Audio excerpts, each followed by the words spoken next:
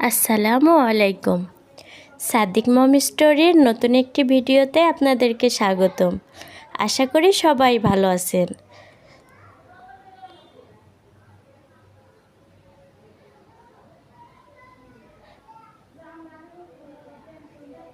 পটলের এই সিজনে আপনাদের সাথে পটলের এই পারফেক্ট রেসিপি শেয়ার না করলেই না। এই জন্যে পটলের সিজনে নিয়ে চলে এসেছি বাহারি পটল রেসিপি। আর বাহারি পটল রেসিপিটা কেমন করে রান্না করতে হয় ভিডিওটি দেখতে থাকুন। আর রেসিপিটি যদি আপনাদের ভালো লাগে অবশ্যই সাবস্ক্রাইব করবেন, লাইক কমেন্ট শেয়ার করতে ভুলবেন না।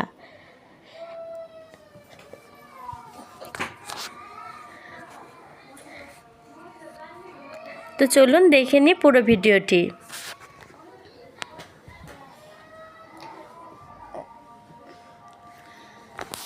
বাহারি পটলের জন্য প্রধান উপকরণ আমার পটল।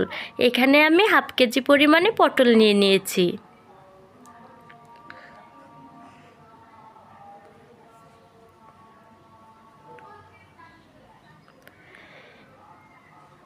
আর বাহারি পটলেতে আমি বাটা মশলা ব্যবহার করব। তো পটলে আমার সরিষা বাটা লাগবে। আমি সরিষা বাটার সাথে কাঁচামরিচ ও পেঁয়াজটাও বেটে নেব।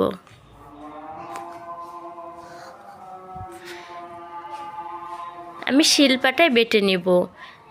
এখানে নিয়ে নিয়েছি কাঁচামরিচ, 2টা পেঁয়াজ কেটে নিয়েছি আর 1 চামচ সরিষা। এই 3টি উপকরণ এখন খুব ভালো করে লবণ দিয়ে বেটে নিব। কাঁচামরিচ আর লবণ দিয়ে যদি সরিষা বেটে নিই তাহলে সরিষার তেতো ভাবটা আর থাকে না। আর আমি পটলে খোসা ছাড়িয়ে পটলটা এইরকম সাইজে কেটে নিয়েছি। সাথে 2টা আলু দিয়েছি, আলুটা লম্বা করে কেটেছি। আপনারা চাইলে আপনাদের পছন্দ মতো সবজি কাটতে পারেন। বাহারি পটলটা কিন্তু একটু বড় বড় রাখতে হয়। ছোট করে কাটলে কিন্তু পটলটা তেমন একটা দেখতে ভালো লাগে না। তো অবশ্যই আপনারা চেষ্টা করবেন এইভাবে পটল কাটার। আমি পটলটা খুব ভালো করে পানিতে ধুয়ে নিব।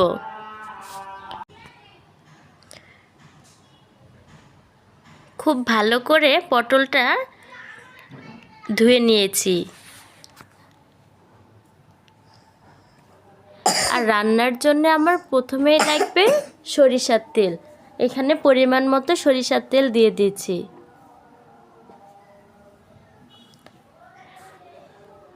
বাহারি পটলে কিন্তু সরিষার তেল আর সরিষাটাই প্রধান উপকরণ। তো এই 2টার কোনোটা যদি মিস করেন তাহলে কিন্তু বাহারি পটলের পারফেক্ট স্বাদ পাবেন না।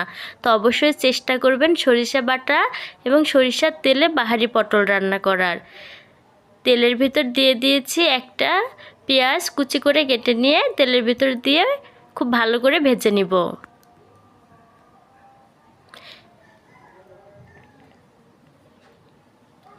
আমি যেহেতু বাটা পেঁয়াজ ব্যবহার করব এই জন্য পেঁয়াজ কুচিটা কম ব্যবহার করেছি।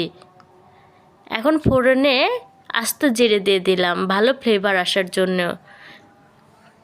তেলের সাথে পেঁয়াজ কুচি ও জিরাটা ভালো করে ভেজে নিব।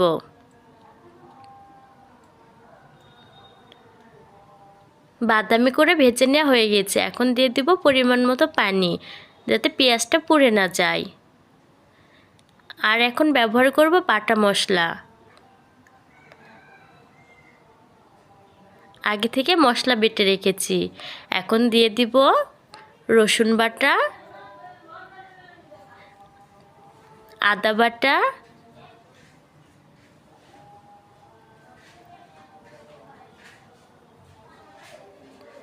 আর আগে থেকেই সরিষা, কাঁচামরিচ ও পেঁয়াজ বাটা।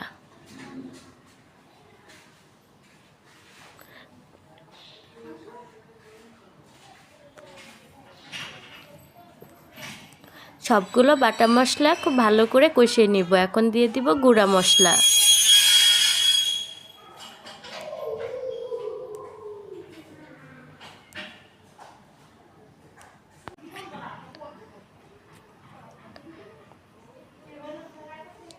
দিয়ে দিলাম হলুদ গুঁড়া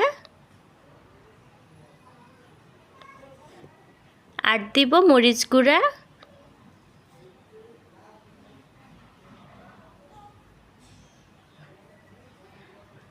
আর দিয়ে দিব পরিমাণ মতো লবণ।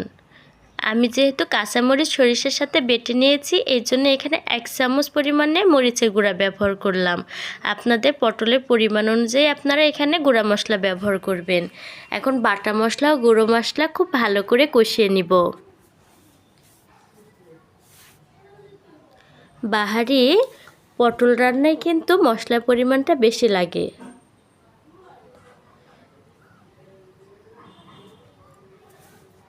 আর যারা পটল খেতে খুব একটা পছন্দ করেন না, আশা করি এইভাবে যদি বাসায় বাহারি পটল রেসিপির একবার ট্রাই করেন অবশ্যই ভালো লাগবে।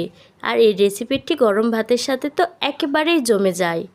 তো যারা এখনও বাসায় ট্রাই করেননি, আমার ওই ভিডিওটি দেখে একবার হলেও বাসায় ট্রাই করবেন। আর ভালো লাগলে অবশ্যই লাইক, কমেন্ট এবং সাবস্ক্রাইব করবেন। আর এখানে দিয়ে দিলাম ভাজা জিরার গুঁড়া, ভালো ফ্লেভার নিয়ে আসার জন্য।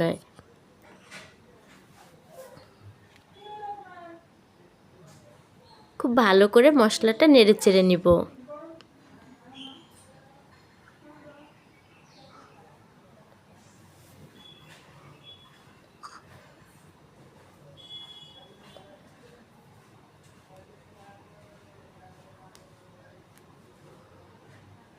খুব ভালো করে মশলা কষিয়ে নিচ্ছি, আর মশলা থেকে তেল ছাড়া শুরু হয়ে গিয়েছে।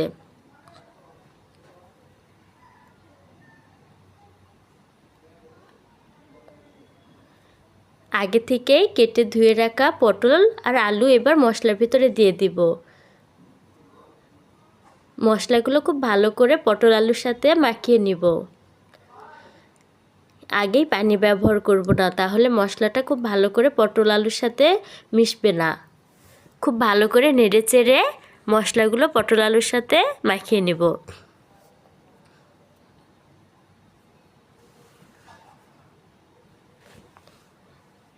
মশলাটা যেন নিচে লেগে না যায় সেদিকে অবশ্যই খেয়াল রাখতে হবে। গ্রেভিটা কত সুন্দর হচ্ছে, তাই না?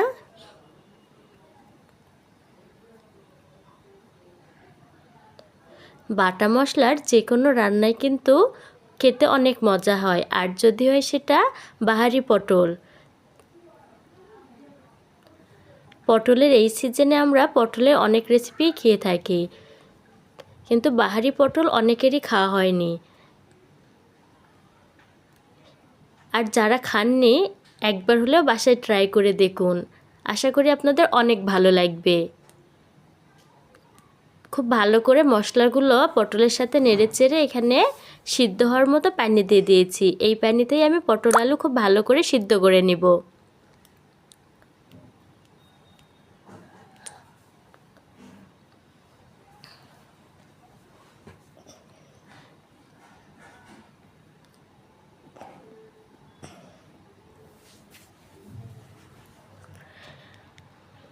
এখন ঢাকনা দিয়ে ঢেকে দিব।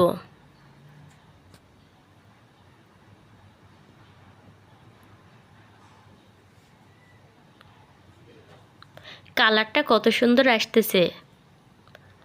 ঢাকনা দিয়ে 10 মিনিট সিদ্ধ করে নিয়েছি।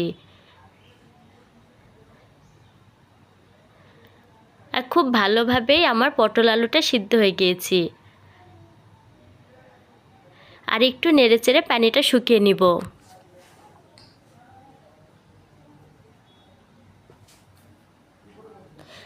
আর পটল আলু সিদ্ধর পরে কিন্তু একটা ভেঙে যায়নি।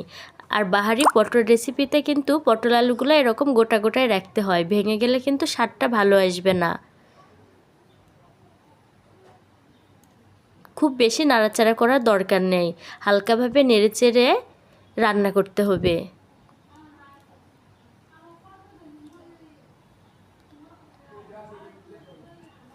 আর একটু জাল করে পানিটা শুকিয়ে নিব।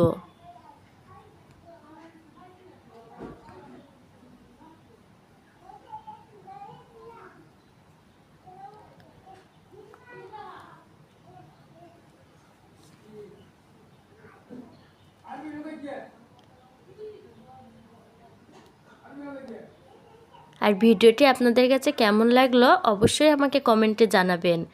খুব ভালো করে জাল দিয়ে পানি শুকিয়ে নিয়েছি। এখন একটু নেড়েচেড়ে মশলা কষিয়ে নিব পটলের সাথে।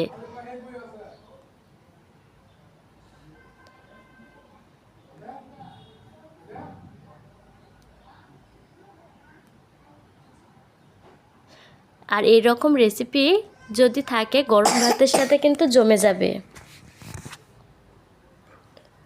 দেখতেই পাচ্ছেন কতটা সুন্দর লাগতেছে বাহারি পটল রেসিপি। ঝোলের পানি দিয়ে দিয়েছি। এখন আমি এখানে মাছ দিয়ে দিব। আমি আগে থেকেই মাছ ভেজে রেখেছি, নুন হলুদ দিয়ে ভেজে রাখা মাছ এখানে দিয়ে দিলাম। আপনারা চাইলে এটা ডিম দিয়েও করতে পারেন, কেউ চাইলে নিরামিষও রান্না করতে পারেন। নিরামিষ খেতেও কিন্তু অনেক মজা, কিন্তু আমি এখানে মাছ দিয়ে রান্না করব, তার জন্য ভেজে রাখা মাছ দিয়ে দিলাম।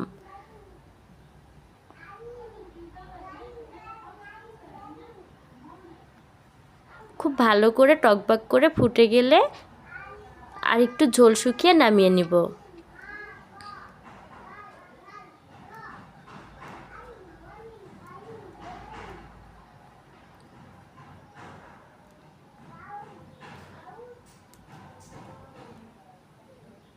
আর গ্রেভিটা আমার ঘন হয়ে এসেছে, এই পর্যায়ে আমি নামিয়ে নিয়েছি। আর দেখতে পাচ্ছেন কতটা সুন্দর হয়েছে। আমার পটল আলু সব কিন্তু গোটা গোটা রয়েছে, সাথে দিয়েছি মাছ ভেজে রান্না করেছি। আপনারা চাইলে ডিম মাছ দিয়েও রান্না করতে পারেন, আর যারা ডিম মাছ খান না তারা নিরামিষ রান্না করতে পারেন। ভিডিওটি কেমন লাগলো অবশ্যই কমেন্টে জানাবেন।